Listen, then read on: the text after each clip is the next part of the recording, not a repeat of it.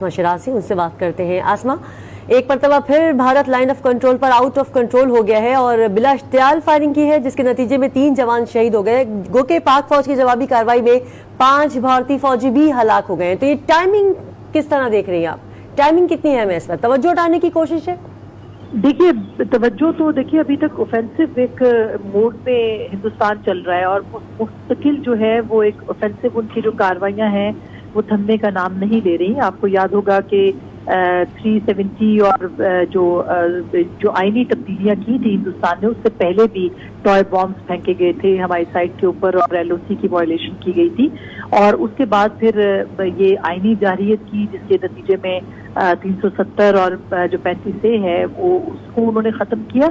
और उसके बाद से मुस्तकिल कुछ ना कुछ जो है वो LOC के ऊपर छेड़खानी हिंदुस्तान की तरफ से जारी है। और आज तो आपने देखा हमारे जवान भी शहीद हुए हैं। गो के पाकिस्तान ने जो जवाबी फायर किया उससे 5 भारतीय फौजी जो हैं वो मारे गए हैं। लेकिन हिंदुस्तान की तरफ से जो जारियत, और ऐसे वक्त पे जबकि पाकिस्तान का मुकदमा, कल कश्मीर का मुकदमा जो है वो यूनाइटेड काउंसिल की जो सिक्योरिटी काउंसिल है उसके अंदर वो पेश किया जाएगा, इस दौरान भी उनकी जो कार्रवाइयां हैं वो किसी तौर पर नहीं हो रही। इससे ये समझ में आता है कि हिंदुस्तान की जो दीदा दिलेरी है वो बहुत ज्यादा है और उसको दुनिया की परवाह नहीं है, या दुनिया की किसी किस्म का कोई प्रेशर हिंदुस्तान के ऊपर नहीं है। उनके साथ पूरी दुनिया खड़ी नजर आती है, जिसका भरपूर फायदा जो है वो मोदी सरकार जो उठा रही है।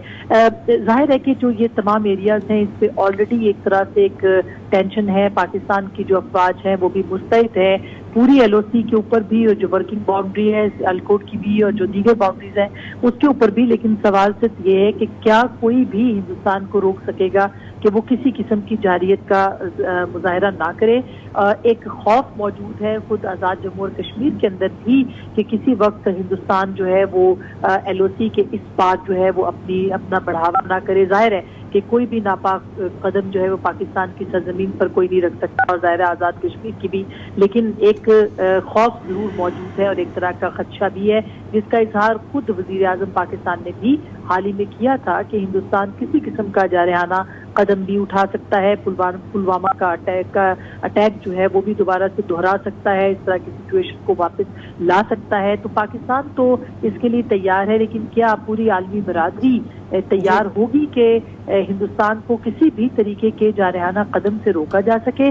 और जो शहादतें हमारे जवान दे रहे हैं ये दे रहे हैं और देते रहेंगे। पाकिस्तान का हर शख्स इस वक्त जो है वो भरपूर जिहाद के अंदर है, भरपूर तरीके से तैयारी के अंदर है कि अगर कोई जारहियत हिंदुस्तान की तरफ से पाकिस्तान के ऊपर खुदा न खास्ता होती है तो पाकिस्तान का भरपूर जवाब दिया जाएगा। ठीक है आसमा, भारतीय फौज की लाइन ऑफ कंट्रोल पर बिला इख्तियार फायरिंग से 3 जवान शहीद हो गए, जबकि जवाबी कार्रवाई में 5 भारतीय फौजी भी हलाक हो गए। इस खबर की तफसील हमें नवीद अकबर दे रहे थे और अपना तज्जिया दे रही थी सीनियर एंकर पर्सन आसमा शराजी, और ब्यूरो चीफ इस्लामाबाद तारिक चौधरी भी हमारे साथ थे। आप तीनों का बहुत शुक्रिया।